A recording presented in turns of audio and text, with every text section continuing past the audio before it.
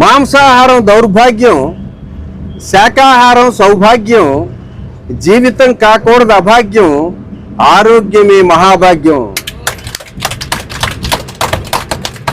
జీవులను చెయ్యకూడదు వధ, అనుభవిస్తావు ఎంతగానో వ్యధ. తెలుసుకోలే వాటి బాధ, ధ్యానం చేస్తే గ్రహిస్తావు వాటి గాథ. దేహం అనేది ఒక తొక్క, తినకూడదు మాంసపు ముక్క. శ్వాస మీద ధ్యాసయే మనకు లెక్క, ఇది శక్తిని ప్రసాదించే కల్ప వృక్షపు మొక్క.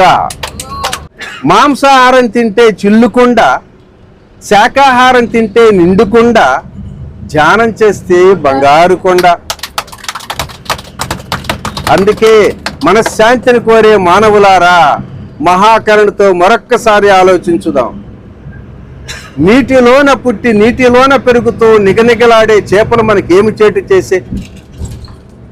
గడ్డి గాదములు తిని బిడ్డలు వెరే బ్రతికే మేకలు జింకలు మనకేమి హాని చేసే? నీజమును మృంగుతూ తెలవారుతుందని తెలుపుతూ కోటలేస్తున్న కోళ్లు మన ధనమేమి కొల్లగొట్టే?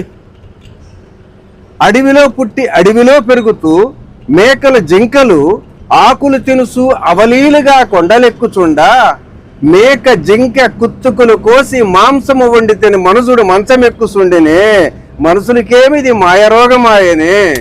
మనశ్శాంతిని కోరే మానవులారా, మహాకరుణతో మరొక్కసారి ఆలోచించుదాం. ఇకనైనా జంతువధ నిషేధించుదాం, మాంసాహారాన్ని మానేద్దాం. ఆ పత్రిజీ చెప్పిన మాట పరమ సత్యమని తెలుసుకుందాం మిత్రులారా. జై శాకాహార జగత్, జై జై శాకాహార జగత్.